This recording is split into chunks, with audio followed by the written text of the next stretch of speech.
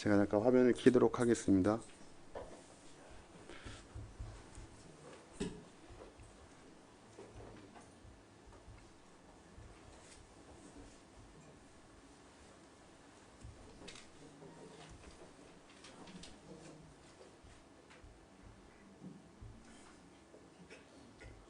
이게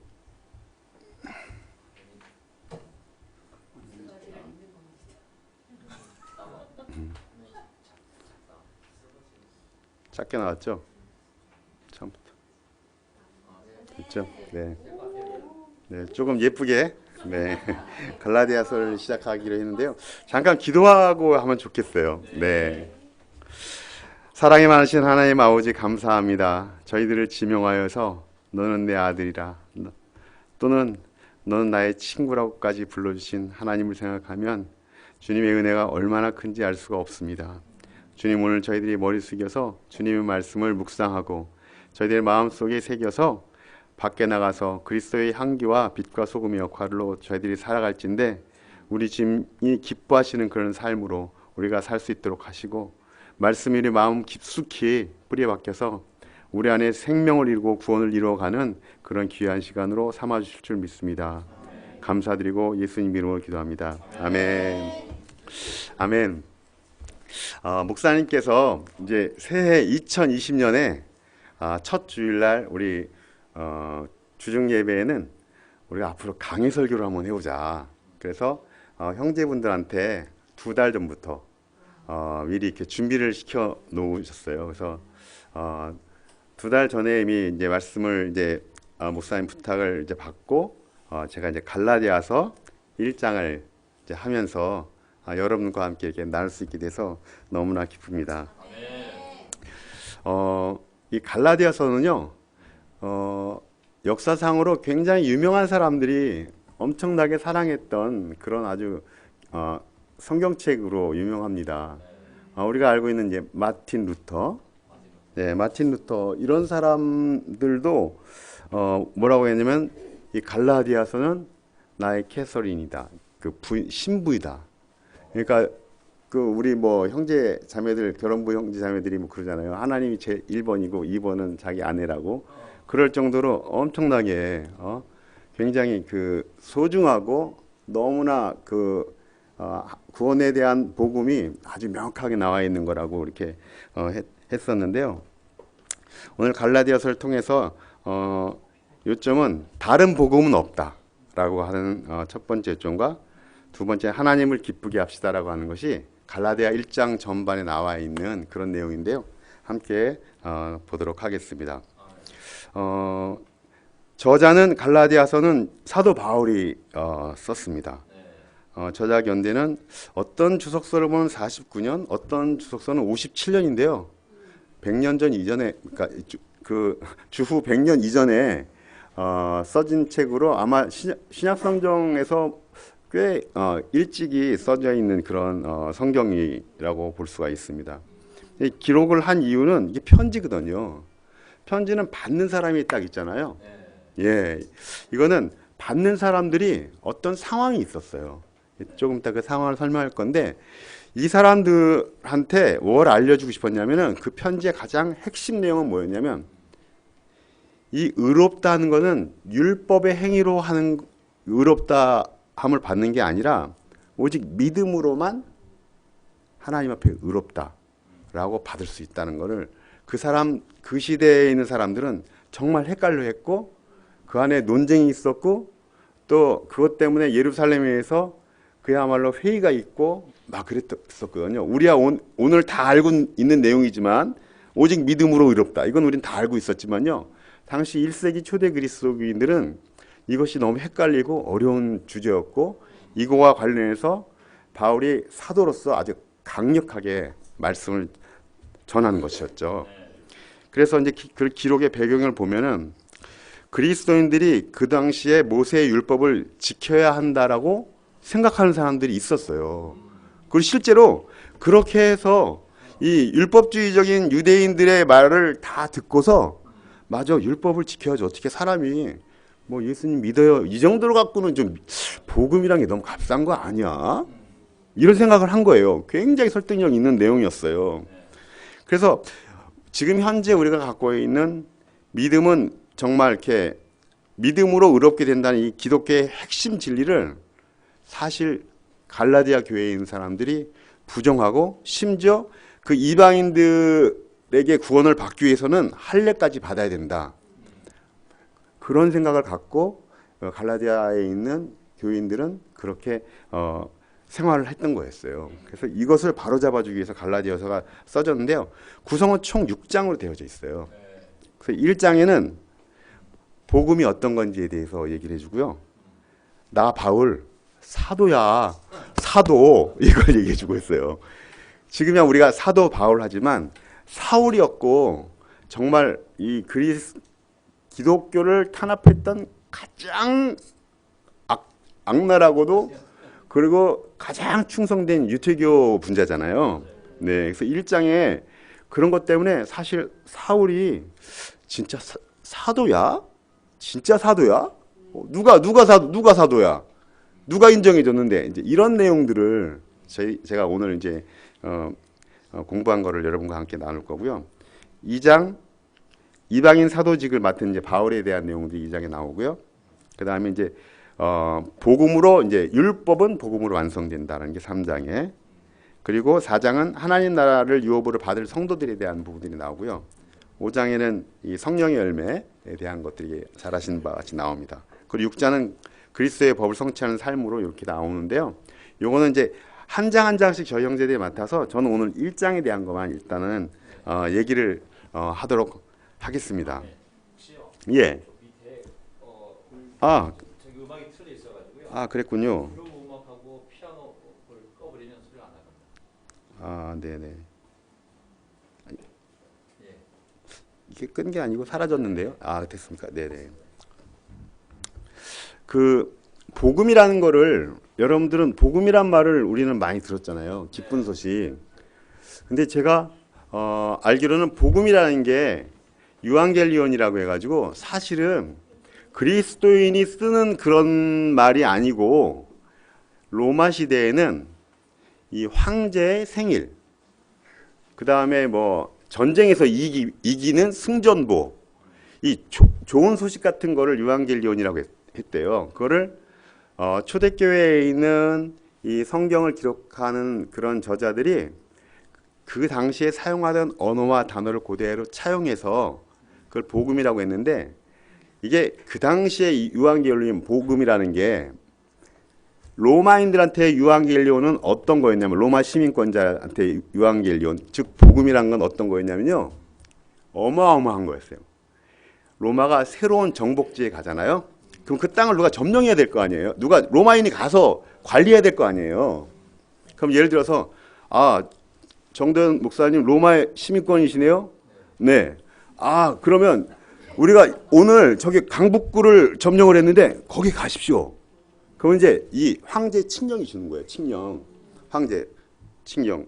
정도현 목사 강북구를 점령했으니까 관리하시기 바랍니다 하면서 강북구를 다 주는 거야. 그리고 몸종을 보내줘요. 몸종을 아무것도 안 해. 어마어마한 시종들을 보내고요. 집을 주고요. 그 다음에 막 황금을 주고요. 아무것도 안 해도 돼. 그야말로 로마인들한테는 유앙겔리온 기쁜 소식은 어마어마한 로또와 비슷한 거였어요. 근데 정복이 많이 되니까 굉장히 기쁜 소식들이 로마인들은 너무 많았던 거였죠. 그래서 로마인을 함부로 대하면 안 됐어요. 황제가 그렇게 다 임명해서 보낸 사람들이 많았기 때문에.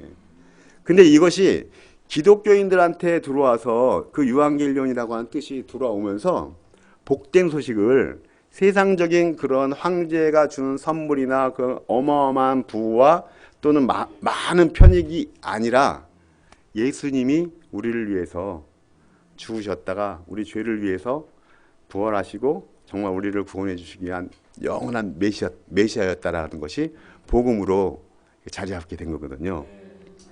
예, 이것이 바울이 전한 복음이었고요. 우리가 믿는 복음이에요. 근데 오늘 1세기 갈라디아 교회는 이렇게 명동 교회 이렇게 딱 해서 딱 한 군데가 있는 게 아니라 갈라디아라고 하는 쪽에 여러 교회들이 있었어요.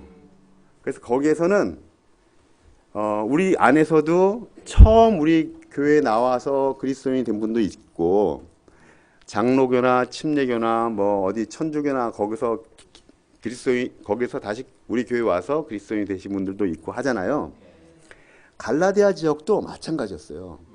유태인들이 있었고 유태교를 믿고 어제까지만 해도 회당에 나가는 사람이 오늘은 안식 후 첫날, 야 오늘은 우리는 교회 믿는 사람이야, 그래가지고 회당 안 가고 안식 후 첫날 가서 예배를 예수님을 기리고 믿는 거예요.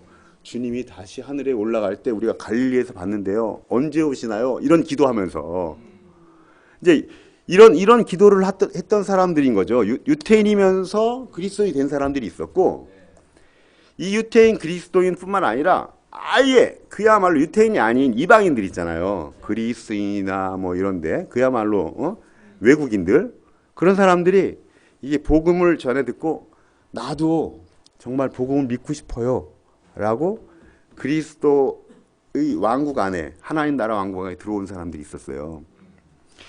근데 이 안에 갈라디아에서 어떤 문제가 생겼었냐면, 첫 번째 보면 거짓 복음들이 하나 싹 자리 잡고 있었던 거예요. 제가 페이지 장수가 길어질까 봐 사도행전 15장 한번 찾아볼까요?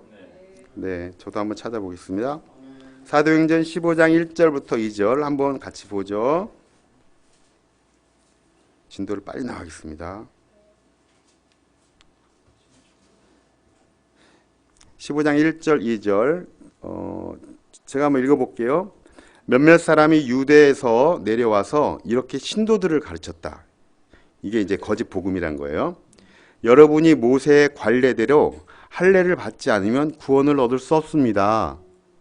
그래서 바울과 바나바 두 사람과 그들 사이에 적지 않은 충돌과 논쟁이 벌어졌다.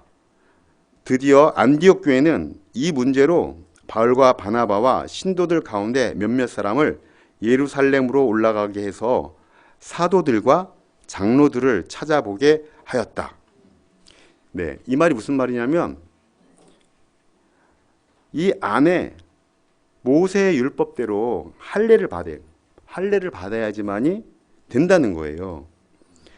그렇지 않으면 구원 자체는 그냥 우리가 믿음으로 얻을 수 있는 상황이 아니라고 서로 논쟁이 벌어졌어요. 특히 누구였냐면 바울과 바나바였어요. 이 사람은 안디옥 교회에 같이 다니는 사람들이었는데, 안디옥 교회는 이방인 교회에서 가장 첫 번째 교회로 가장 왕성하고 교인들 많아지고 교세가 막 번지고 있으면서 다른 데에 선교사를 보낼 정도의 파워가 있는, 지금으로 말하면 뭐 어디 미국에 있는 뭐 그런 정도의 큰 LA 교회나 뭐 이런 정도쯤 되겠죠. 그런 교회였어요. 바나바, 바울 두 사람이 적지 않은 충돌과 논쟁이 벌어졌다고. 그 얘기는 이 안에서 이미 그리스도인이 돼서 믿음만으로 구원받은 사람, 받았다고 생각했던 사람도 적지 않은 충돌이 있었다는 얘기는, 믿음 뒤에 아 그래요? 그럼 뭐 이번 주에 내가 할례를 받을게요, 이런 일들이 막 있었던 거예요. 그래서 할례를 받아야 구원이 된다라고 하는 거짓 복음이 아주 설득력을 얻어가고 있는 상황이었어요. 그리고 15장 5절에 한번 볼까요? 15장 5절. 그런데 바리새파에 속하였다가 신도가 된 사람 몇몇이 일어나서, 바리새파 출신의 그리스도인들이죠. 이 사람들이 뭐라고 얘기하냐면, 이방 사람들에게도 할례를 행하고 모세의 율법을 지키도록 명하여야 합니다 라고 주장을 한 거예요.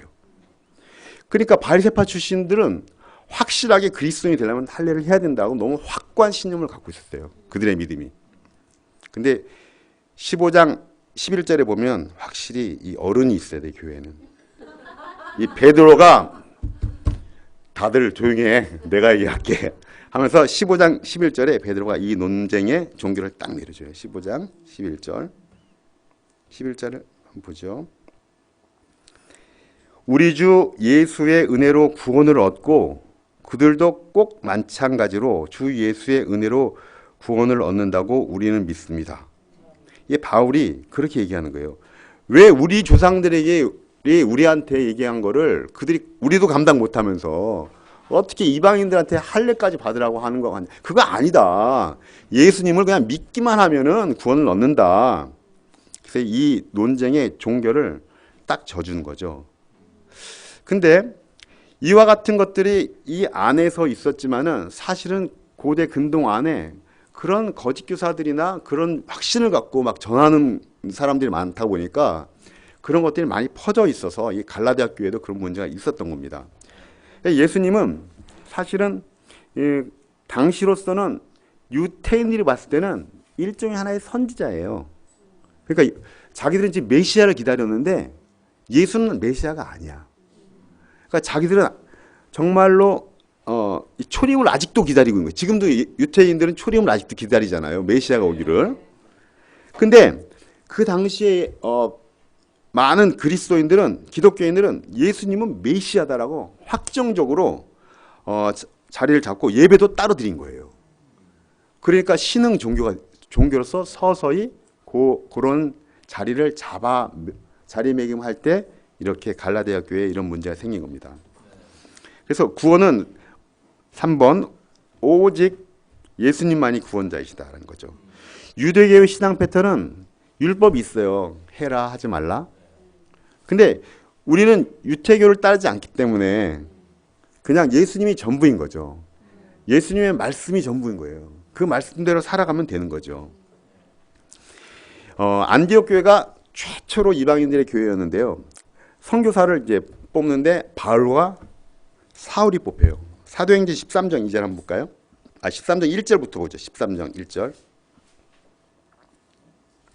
사도행전 13장 1절. 제가 읽겠습니다. 안디옥 교회에 예언자들과 교사들이 있었는데 그들은 바나바와 니게르라고 하는 시므온과 구레네 사람 루기오와 분봉왕 헤롯과 더불어 어릴 때부터 함께 자란 마나인과 사울이다. 여기 1절에 보면은 이름이 막 나오잖아요.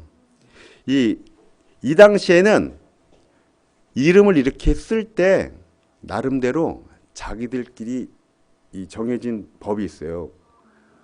우리는 이름을 쓸 때요. 우리나라 사람들은 뭐 나이 많은 사람부터 그죠? 연장자부터 이런 거 있잖아요. 여기에 당시에 이 편지나 문헌에 이름이 쭉 나열되어 있으면 첫 번째 있는 사람은 제일 영향력이 있고 중요한 사람이에요. 그러면 안디옥 교회에서 제일 중요한 사람은 누구였죠? 제일 먼저 이름 나온 사람? 맞아요. 바나바가 담임 목사야. 말하자면. 제일 짱. 회장님. 그 다음에 제일 밑에 제일 여기 표시된 것에서 제일 그 중요도가 떨어진 사람 누구예요? 네, 바울도 아니에요. 사울이 뽑힌. 여기 제일 마지막에 있는 사울은 약간 그 교회는 나오고는 있지만 약간 의심쩍어. 숨어 들어와서 우리들을 나중에 다 파악한 다음에 저 종로경찰서에 저 사람들이 독립군이에요 라고 일러 바칠지 모르는 아직도 검증이 안 돼 있는 사람이야. 우리 교회는 나오는데 저 약간 맨날 나오긴 한데 좀 의심스러운 약간 그런데 여기서 이제 이 교회에서 자기들도 이제는 이 기쁜 소식을 전하기 위해서 이제 자기들도 이제 누구를 파송하려고 그러는 거예요. 그래서 선교사를 뽑아요. 근데 13장 2절 한번 볼까요? 13장 2절. 누구냐면 그들이 주님께 예배하며 금식하고 있을 때 성령이 그들에게 말씀하셨다. 너희는 나를 위해서 바나바와 사울을 따로 세워라. 내가 그들에게 맡기려고 하는 일이 있다. 그래서 그들은 금식하고 기도한 뒤에 두 사람에게 안수하여 떠내보냈다. 그래서 이 사람들을 어디다 떠내보내냐면 다른 이방인 교회에다 보내는데 그것이 최초의 안디옥 교회의 선교사였어요. 근데 그러면 생각해 봐요. 안디옥 교회에 있는데 지금 명동교회로 말하면은 정도현 목사님을 뽑아서 정도현 목사님을 저 강북교회로 보내는 거예요. 여기 이제 담임 목사나 뭐 없어. 정신적인 지주가 없어. 인도자가. 이런 생각을 해보면 하나님의 방법은 조금 다르다는 거예요. 하나님이 바나바를 뽑아가지고 파송을 보낸다는 거는 제일 중요한 사람 뽑으면 흔들려 버릴 거 아니에요. 바이블톡 인도자 다 모여 해가지고 뭐 그룹 인도한 사람 다 모여. 다음 주부터는 강북구로 다 가십시오. 나머지 여기 우리가 알아서 합니다. 이렇게 되는 교회가. 그러면은 뭐 송하는 사람도 없고 뭐 다 없는 거야 아마. 말씀 전하는 사람도 막 정신 없고 막 그러는 거죠. 교회가 막 쑥대밭이 될 것 같은데 여기서 제가 느낀 거는 뭐냐면 교회는 이렇게 사람이 하는 게 아니라 하나님이 하시는 거예요. 예, 사람은 사람일 뿐이에요. 바나바를 뽑아서 보냅니다. 그 다음에 사울을 또 뽑잖아요. 제일 약간 좀 의심스러운 사울을 뽑아 보낼 때는 뭐냐? 사울을 그래 우리 눈에 좀 약간 저 사람은 못 믿어오니까 이참에 보내자 이런 뜻이 아니고요. 이참에 저기 잠실로 보내자 이번에 move out 뭐 이거 아니에요. 그거 아니고 이 선교하는 거에 있어서도 우리가 보는 이 안경 있잖아요. 이 프레임 안에 저 사람은 저런 사람이야. 뭐 주중 예배도 별로 안 나오고 자기 마음대로 주일날도 뭐 어디 놀러 가고 우리가 볼 땐 좀 신앙이 좀 의심스러워. 그냥 상중하 중에 한 중상? 뭐 그리스도인은 그리스도인이지 뭐. 한 뭐 그런 사람을 우리 그렇게 생각하잖아요. 그거 아니라 이거죠. 선교도 누굴 보내면 그 사람을 통해서 하나님의 성령이 한다는 거예요. 우리 명동에 잘나서 이렇게 모이기에 힘쓰고 합니까? 하나님이 다 하신 거예요. 지난 3년 동안 하나님이 다 하셨어요. 여기에서 멀리 보낸 사람들 하나님이 다 하신 거예요. 보니까 막 저기 충청도로 보내고 뭐 수원으로 보내고 뭐 엄청 멀어요.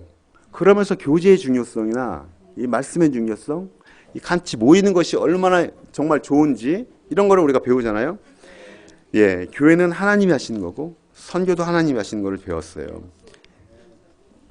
그럼 이제 본론적으로 이런 상황에서 갈라디아서가 써진 거예요. 사도권에 대해서 갈라디아서 1장 1절을 함께 보겠습니다. 갈라디아서 1장 1절 제가 읽겠습니다. 사람이 시켜서 사도가 된 것이 아니요. 누구의 말이에요? 아까 이 글을 쓴 사도 바울이 자기가 말하는 거예요. 누가 시켜서 내가 사도 된 거 아니다. 사람이 맡겨서 사도가 된 것도 아니. 바이블톡 인도자는 목사님이 사울아, 네가 좀 맡아줄래? 해서 그래서 사도가 된 것도 아니라는 거예요. 그럼 누구에서 됐냐? 예수 그리스도께서 그리고 그분을 죽은 사람들 가운데서 살리신 하나님 아버지께서 임명하심으로써 사도가 된 나 바울. 그죠?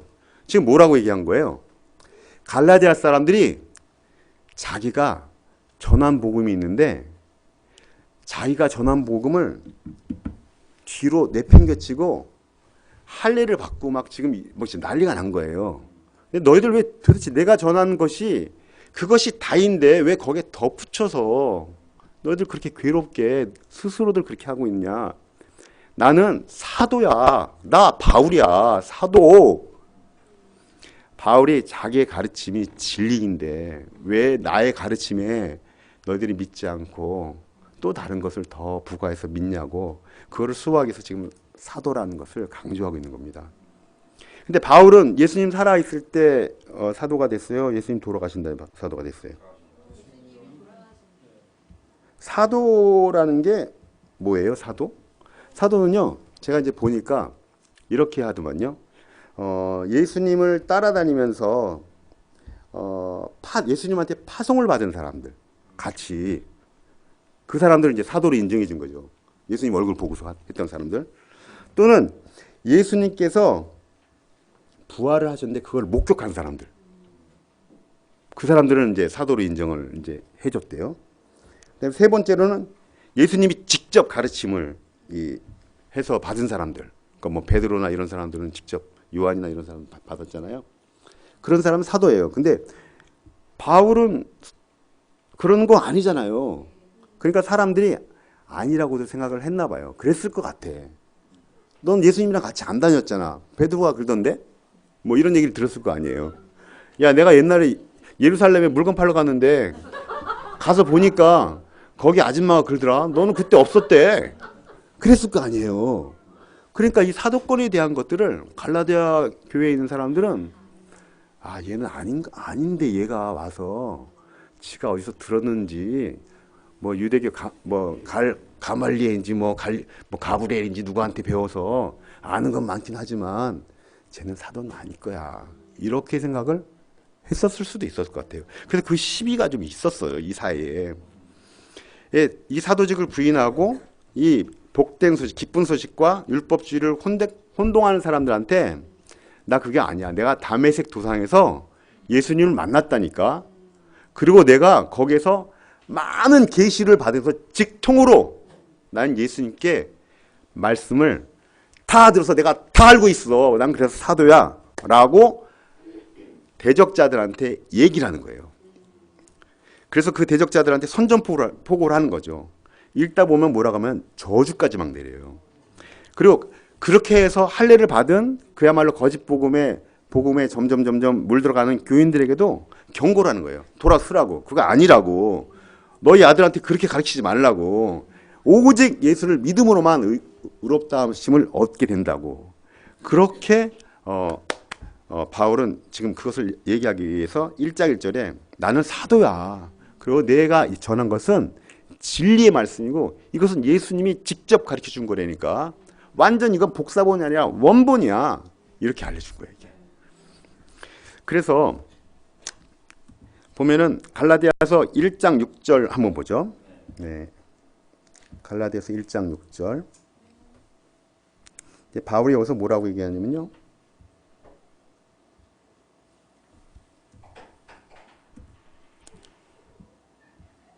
제가 읽어보겠습니다. 여러분을 그리스도의 은혜 안으로 불러주신 분에게서 여러분이 그렇게도 빨리 떠나 다른 복음으로 넘어가는데 나는 놀라지 않을 수 없습니다. 실제로 다른 복음이 있는 것은 아닙니다. 다만 몇몇 사람이 여러분을 교란시켜서 그리스도의 복음을 왜곡시키려고 하는 것뿐입니다. 자, 보세요. 6절에 보면은 뭐라고 나오냐면 그렇게도 빨리 떠나. 여러분도 우리 그리스도인으로 20년, 15년, 1년, 2년 사시면서 복음을 내팽개치고 정말 예수님을 나몰라라 하던 그런 시절이 혹시 있지 않습니까? 전 너무 많아요. 사회생활이 그냥 어떻게 두리뭉실 넘어가다 보면은 그렇게도 빨리 내팽개치고 야, 내가 이 정도밖에 안 되는 밑바닥이구나. 나 믿음이 이렇게 있는 것처럼 하는데 믿지 않는 사람들과 어울리면은 야, 이렇게 나는 정말 형편없구나. 그렇게도 빨리 우리가 변하는 우리를 보고 너무 놀랄 때가 많은데 이 갈라디아 교인들도 그렇게도 빨리 할례를 받았나 봐요. 다른 복음이 이제 이때는 할례뿐만 아니라 여러 가지가 있었는데 그렇게도 빨리 이렇게 떠나는 사람들이 많았기에 자기는 너무 놀랐다고. 바울이 자기랑 같이 성경 공부하고 예수님을 영접하는 그 사람들의 그 신앙심을 보고서 너무 기뻐하면서 기도하고 다시 전도 여행 끝나고 다시 이제 뭐 에베소로 돌아가고 이제 했을 때 나중에 들어보니까 이런 식으로 빨리 변했다는 거예요. 완전히 초심을 잃어버리고. 그래서 이제 그런 그 것들을 이 말씀을 보면서 저는 생각이 났어요. 또 하나는 뭐냐면 여기에 보면은 6절에 구원에 대해서 아주 너무 명확하게 정의해 주는 것 같아요. 구원. 여러분을 그리스도의 은혜 안으로 불러주신 것. 우리가 구원을 받는 거가 그리스도의 은혜 안으로 주권자이신 그리스도가 우리를 불러주신 거잖아요. 초대한 거예요. 원래는 우리는 잔치상에 이름 없는 사람들이었어요. 아예 없을 수도 있어요. 그런데 우리를 친히 손을 내밀어서 누구를 보내가지고 생각해봐요. 길거리에서 누구를 만나게 하거나 친구를 구하러 여기에 들어오거나 남편을 구하러 오거나 또는 뭐 좋다고 해서 예쁜 그 싱글들이 있다고 해서 쫓아오거나 그 모든 방법을 우리의 마음을 움직여서 우리를 불러주셨거든요. 누가? 내 친구가? 길거리에서 먼저 그리스도인 된 사람들이? 하지만 그 뒤에는 우리 주권자이신 그리스도 예수님이 우리를 불러주신 거죠.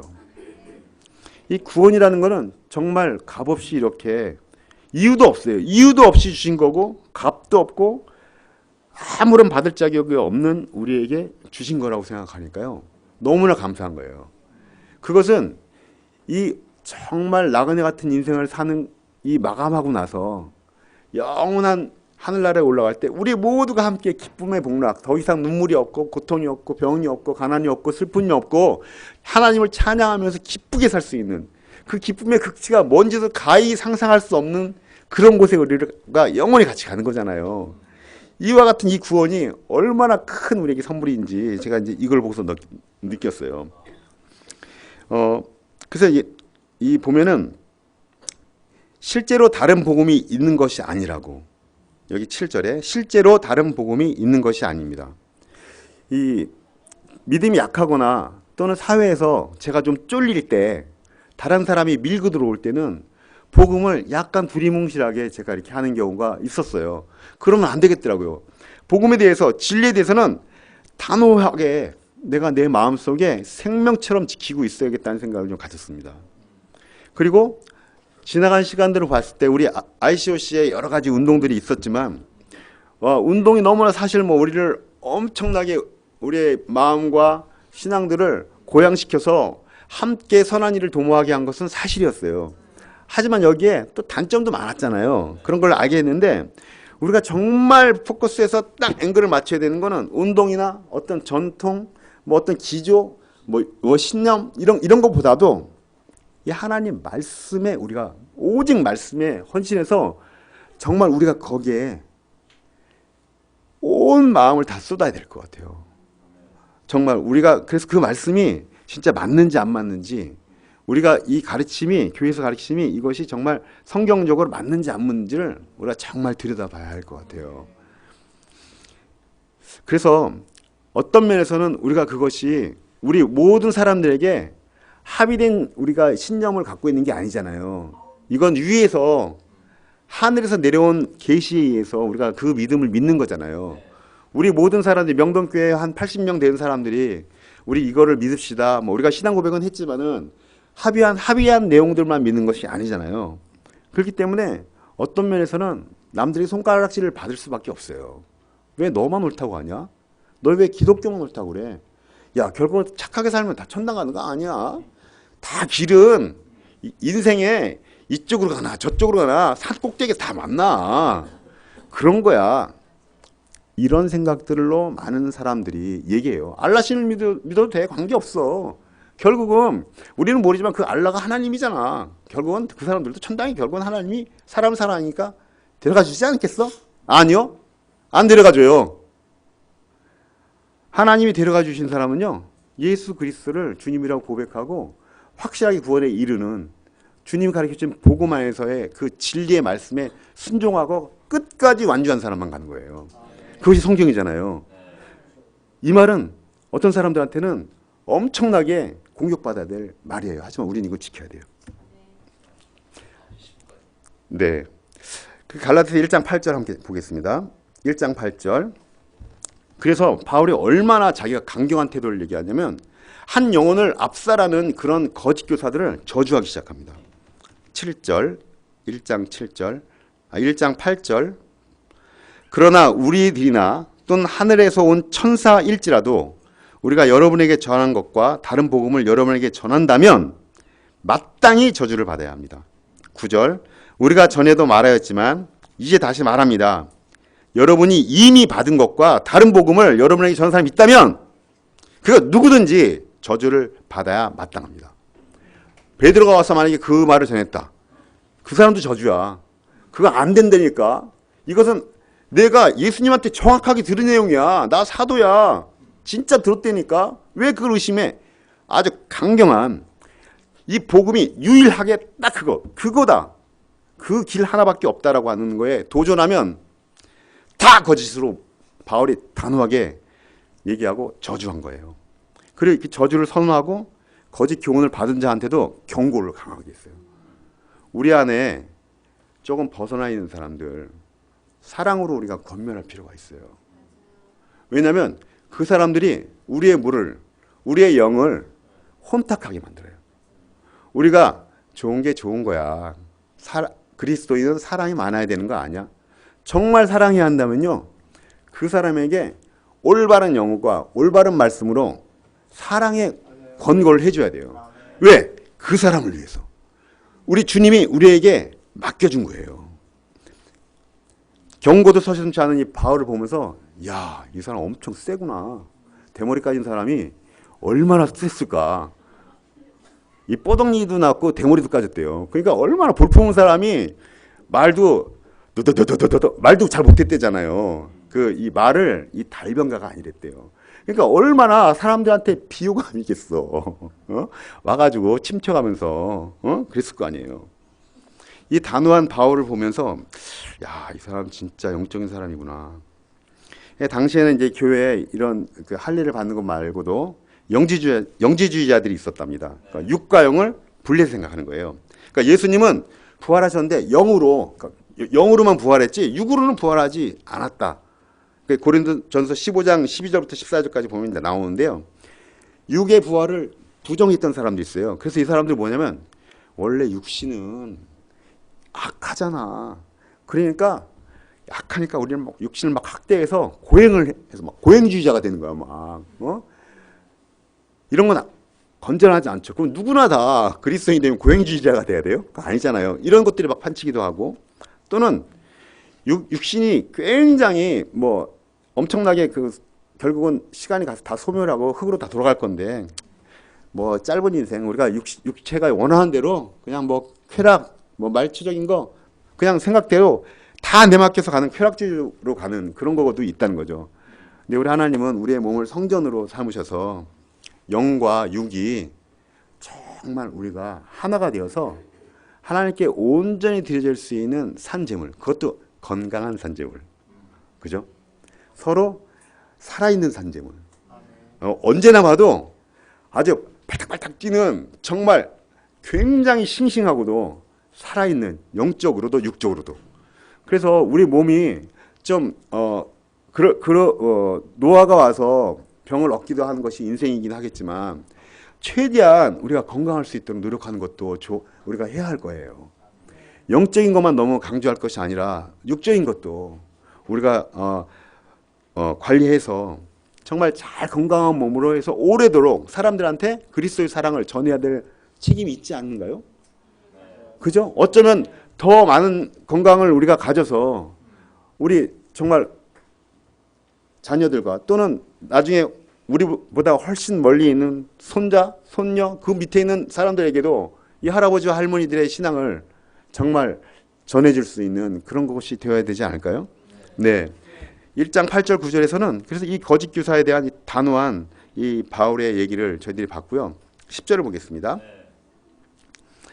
내가 지금 사람들의 마음을 기쁘게 하려 하고 있습니까? 아니면 하나님의 마음을 기쁘게 해드리려고 하고 있습니까? 아니면 사람의 환심을 사려고 하고 있습니까? 내가 아직도 사람의 환심을 사려고 하고 있다면 나는 그리스도의 종이 아닙니다. 바울은 자기가 삶에 예배를 해야 될, 그야말로 예배하는 대상이 누군지를 명확하게 알고 있었어요. 사람을 기쁘게 하지 않은 거죠. 그러니까 돌을 그렇게 엄청 얻어맞았겠지. 그죠? 어떤 고난도 아무 문제가 아닌 것처럼, 그죠? 매를 맞기도 하고 감옥에도 들어가고 그냥 거침없이 얘기한 거예요. 정말 놀라운 사람인 것 같아요. 저는 그럴 자신이 사실 없어요. 배우고 싶은데 하나님을 기쁘시게 하는 것이 사실은 쉽지가 않아요. 우리 모두가 그리스도의 종으로서, 또 뭐 정권 대사를 받은 사람으로서 사도 바울과 같이 많은 사람들하고 어쩌면 부딪히는 그런 것들을 아주 지혜롭게 피하고 있는지도 몰라요. 하지만 지혜롭게 피할 필요가 없어요. 사실은 진리를 드러내려면 부딪혀야 돼요. 근데 우리는 어느 날 어느 순간 부딪히는 거 그만둔 것 같아요. 왜? 참 부딪히면요, 정말 많은 복잡한 것들이 그 안에서 이루어지고요, 에너지를 뺏겨야 되고요, 심지어는 우리 것을 잃어버릴 수도 있기 때문에 진리에 정말 이렇게 양보하지 않는 그 확신? 전 이걸 이제 같이 나누면서 이런 걸 좀 배워보고 싶었어요. 진리 때문에 내가 어떤 것들이 혹시 잃어버린다 하더라도 이렇게 그것을 확신을 갖고 가는 거. 바울은 사람들에게 기쁘게 하려고 그랬어. 어차피 너는 그러면 할례 받았으면 괜찮아. 뭐 이러지 않았다는 거예요. 너 잘못된 거야. 아들한테 그렇게 가르치면 안 돼. 라고 얘기한 거예요. 뭐 괜찮아가 아니었어요. 타협하지 않았어요. 그건 잘못된 거고 믿음만으로 구원받는 거야. 이것을 정확하게 얘기한 거죠. 갈라디아서 1장 11절로 계속 나가겠습니다. 1장 11절부터 17절까지 이제 한번 쭉 보겠는데요. 여기는 이제 바울이 사도직에 대해서 자기가 이제 변증을 하는 거예요. 이렇게 얘기를 하는데도 말하자면 씨가 안 먹히거나 안 믿어지는 거야. 그러니까 바울이 1장 11절에 이렇게 얘기합니다. 형제 자매 여러분, 내가 여러분에게 밝혀드립니다. 이제 밝혀드린 거. 내가 이제 와서 진짜 얘기 안 하려고 그랬는데 얘기하는 거야. 밝힐게 내가. 이 얘기예요. 내가 전한 복음은 사람에게서 비롯된 것이 아닙니다. 바울이 뭔가 비장한 거를 얘기한 거예요. 근데 여기서 11절만 잠깐 볼게요. 형제 자매 여러분, 생각해봐요. 제가 여러분들 다 세례 주었어요. 제가 20년 된 그리스도인인데 여러분들이 20년 이전에 예를 들어서 그 가정을 하자고요. 다 세례를 줬어요. 다 여기 계신 분들은. 그래서 3년 뒤에 왔더니 내가 처음에 전했던 복음들을 다 잊어버리고 엉뚱한 거에 열을 올리고 있어요. 사실은 여러분들 때문에 내가 엄청난 많은 그 경제적인 손실이나 여러 가지 기회들 다 버리고 내 인생의 모든 시간들 가족들도 다 희생해가면서 막 여러 가지를 다 피해를 보면서 다 이제 한 명 한 명을 좀 울고 불고 금식해서 다 해가지고 그리스도인을 만들어놨는데 왔더니 참 가관인 거예요. 응? 어떤 사람은 막 고행을 한다고 하고 있고 어떤 사람은 막 율법에서 있는 그걸 따라서 하기도 하고 보니까 너무 개차반인 거야. 진짜 가관이야. 올 때부터 막 울그락불그락 뭐 성격도 막 급한데 막 진짜 가서 때리고 싶은 거죠. 그래서 형제 자매 여러분 이렇게 아주 점잖게 붙잖아요. 부르는 호칭을. 그냥 이 얘기가 조금 거리가 좀 느낌이 안 오면 지난주에 여러분을 욕하고 있는 어떤 자매를 얘기를 들었어요. 이번 주 만나기만 해봐. 가서 한번 물어볼 거야. 하고 마음속에 분이 가득해 왔어요. 딱 와가지고 누구야 만나자 하면서 좋은 얘기로 얘기하기가 사실 사람 감정이 쉽지가 않아요. 근데 여기서 형제 자매 여러분이라고 불렀던 거는 야단을 퍼봐도 시원치 않은 이 다른 복음을 추종하는 이 변절자들한테 내가 막 야 너네들 진짜 형편없구나 이렇게 하지 않고 한 영혼이라도 소중히 여기려는 하나님의 마음을 대신해서 그 뜻을 가능한 어떻게 해서라도 다시 또 전하려고 하는 바울의 아주 간절하고도 절제가 있는 그런 호칭인 것 같아요. 형제 자매 여러분. 만약에 제가 성경을 썼다면 야 이렇게 썼을 거야. 야 내가 이제 확실하게 알려줄게 이렇게 했는데 여기는 야가 아니라 형제 자매 여러분. 굉장히 점잖고 부드러운 말로. 고린도전서 4장 1절 한번 잠깐 볼까요? 고린도전서 4장 1절. 왜 바울이 그랬는지 4장 1절. 사도의 직분에 대해서 나오는데요. 사람은 이와 같이 우리를 그리스도의 일꾼이요 하나님의 비밀을 맡은 관리인으로 보아야 합니다. 여기 보면은 우리가 맡은 관리인이라고. 그러니까 하나님의 일꾼이고 하나님의 비밀을 맡은 사람으로서 한 사람의 영혼을 얼마나 소중하게 여겼는지 꾸짖는 것보다도 그 안에서 바울이 왜 왔는지 왜 몰랐겠어요? 갈라디아 사람들이 다 야 이제 바울한테 진짜 엄청 혼나겠다라고 생각을 할 수 있었는데 그런 이 얘기들을 이렇게 형제 자매 여러분 그 따뜻한 말로 참 대단한 것 같습니다. 그래서 우리가 아무리 화를 내도 분을 참고 옆에 있는 사람들에게 권고하거나 서로 이렇게 교제할 때 정말 우리가 따뜻한 말로 서로 높여주면서 그 사람의 진의가 무엇인지 오해하지 않고 그렇게 하는 태도가 굉장히 중요하다고 저는 생각을 했습니다. 형제 자매 여러분, 11절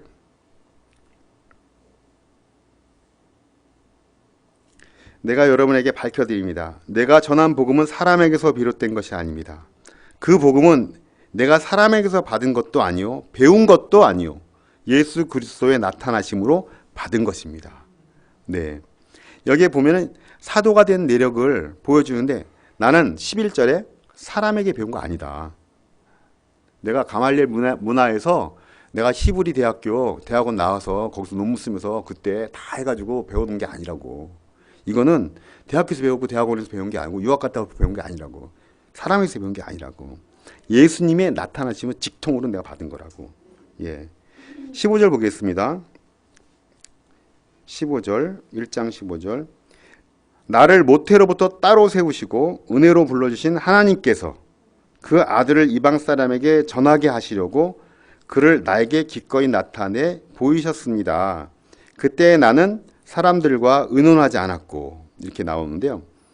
모태로부터 이미 나는 따로 세워놨었다고. 하나님이.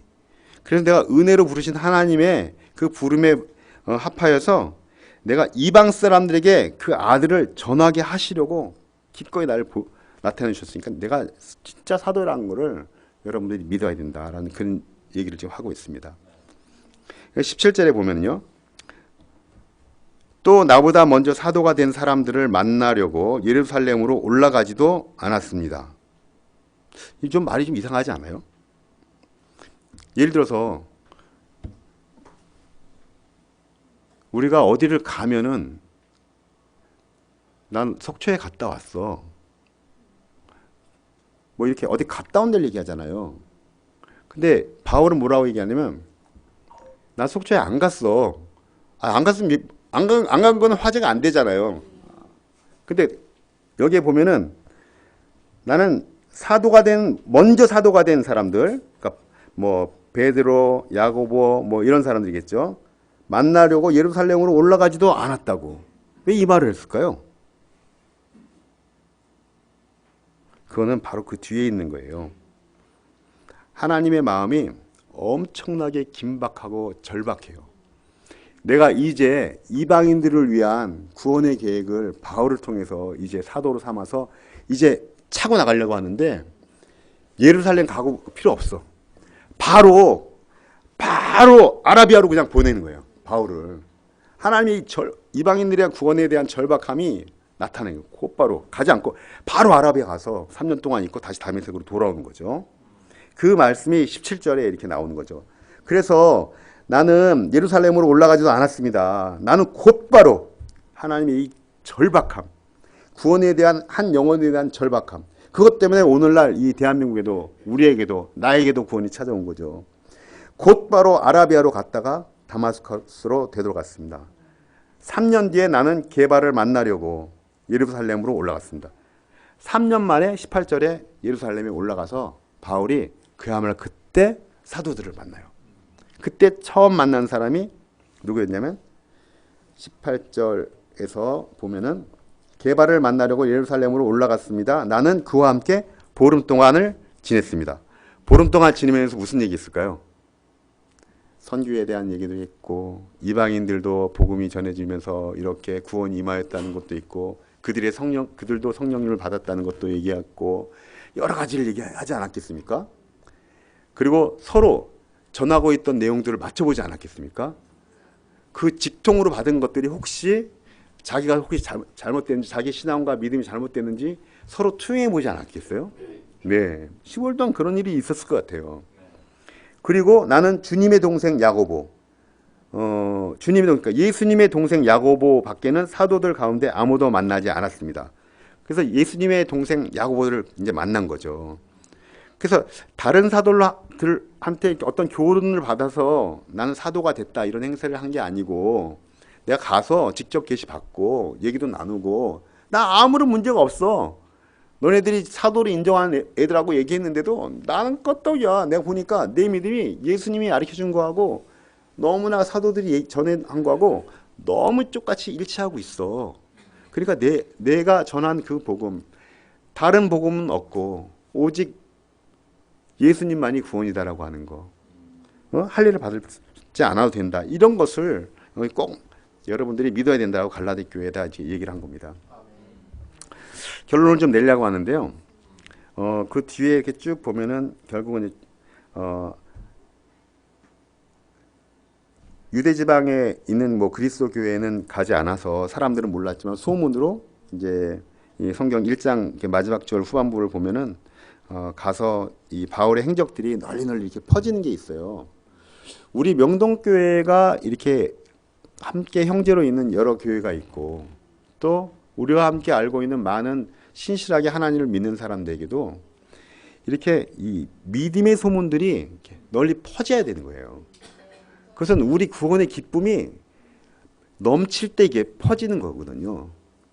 그것이 우리의 기쁨이 넘치고자 하는 것은 우리가 서로 사랑하기 때문에 그런 것이고 말씀에 헌신하기 때문에 그래서 그것이 널리 퍼질 수가 있는 것이거든요.